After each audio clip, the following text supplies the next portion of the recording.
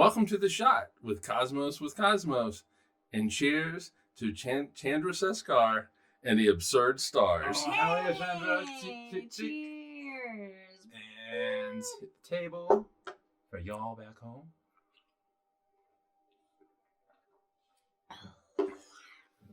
That is so smooth. I really... Oh, wow. It just doesn't burn going down. No. Just fall in your mouth. Let's go back in time. Let's go back in time. I'm not going to do the math. To 1930. Okay. To 92 years. Oh, all right. Yeah, we're going to go back in time 92 years. Yeah, roughly 1930.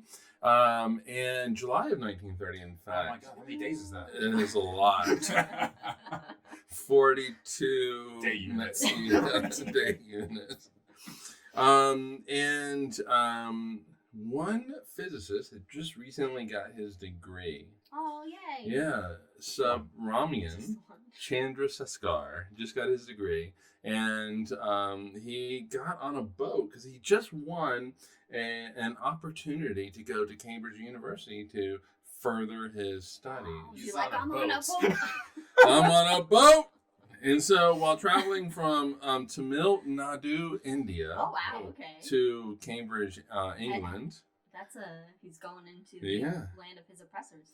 Yeah, exactly. So he had nothing to do but to think and to study. And so That's as so one nice. does, he naturally chose to, apply his time to the theory of relativity and collapsing stars. Might As as well. one does. Yeah. As one Yeah, does. that's what I do. That's what I do every morning. Spare time. And so what he did was he calculated that a star would become a white dwarf Okay. if it had a mass less than 1.4 times the mass of the sun. Oh, Sounds Yeah. absurd. And so it would collapse down at the end of its life and become a white dwarf. And he reported about his calculations that it was so simple and elementary that anyone could do it. Anyone could do it. Anyone. Yeah, and so once he arrived in Cambridge, he found life to be a little difficult. Oh. Yeah, and Like so British food. Yeah. and it was mainly because of racism. Yeah. That makes sense. Yeah. He reported being suffocatingly lonely, and he described it as like being a single electron in deadly free space. What? Which I really That's- love that quote. Like poetic. That is very Yeah. poetic. And so to compound all of this, not only did he have to deal with the racism, he had to deal with the disfavor from Arthur Eddington, Oh, who yeah. was an astronomy god at the time. Oh, sounds pretentious. In fact, it was such disfavor from Eddington that at a conference, Eddington used that conference to level some critique at Chandra. Oh, no. Quote, Hmm. I feel the same objections as earlier to this stellar buffoonery. Buffoonery. Stellar buffoonery. At least it was sufficient to rouse my suspicion that there must be something wrong with the physical formula used. But he didn't stop there. He continued. He added, I think there should be a law of nature to prevent a star from behaving in this absurd way. Yay, Eddington. Stellar. I'm sorry, but I do like stellar. Stellar buffoonery. Yeah, it's kind of great. That's Yeah. good. Context terrible, but the Yes. phrase itself. Chandrasekhar, he responded, or he said about how he felt about that. He said, I felt that astronomers without exception thought I was wrong. They considered me as sort of a Don Quixote trying to kill Eddington. It was a very discouraging experience for me to have my work completely and totally discredited by the astronomical community. Oh, no. Aw, but he's right. He was right.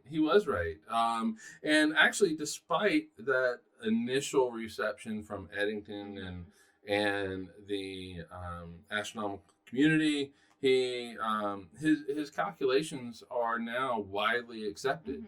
Mhm. And in fact, we have found white dwarfs. They litter the universe. Yeah, our But- son is going to be one. Love that. Yeah.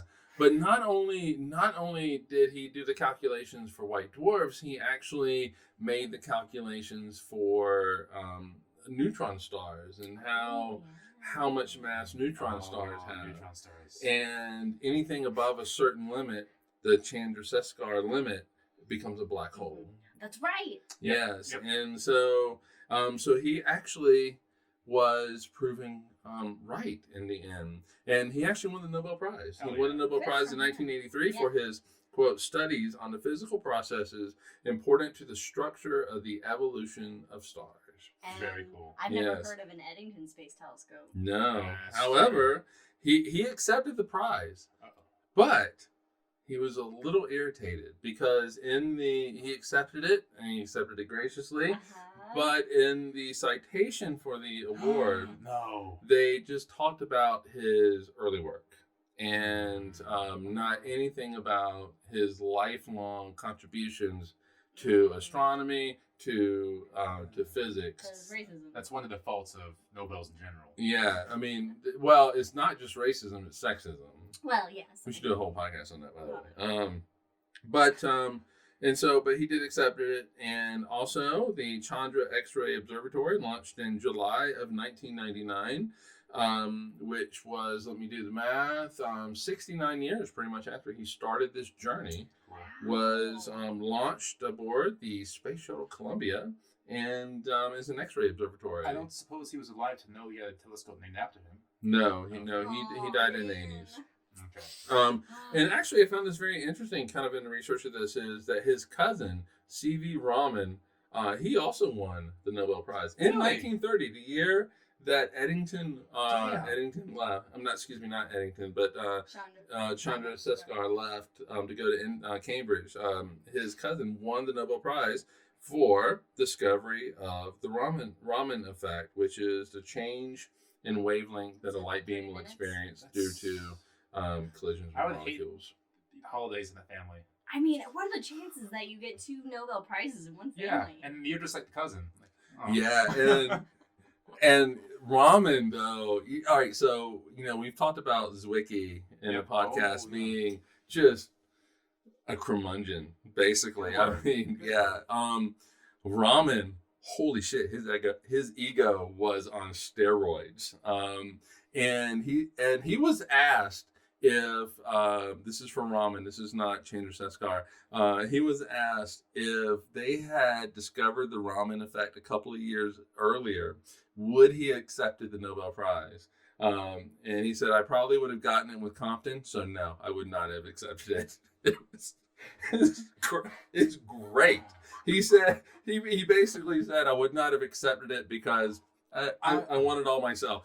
He was so sure that he was going to get the 1930 Nobel Prize that he got on a boat in July of 1930, just like Chandrasekhar, and went to Stockholm. And was just like, all right, I'm here. just gonna go and And he got it. He wait got it. for He I would hate working with those people, but I just love reading about them. yeah. Yeah, but to be honest though, Chandrasekhar, he actually did overcome a lot of the racism that was thrown his way, and so he actually really did have a legitimate beef, a legitimate. Hey, this irritates me about the citation of his Nobel Prize, and. And yeah, so that is the story of Chandrasekhar and the absurd stars, which really aren't all that absurd anyway. Stellar buffoonery, I tell Stellar you. buffoonery. Cheers to stellar buffoonery. So, check us out on all things. We'll see you next time, and cheers, everybody. Cheers. Bye.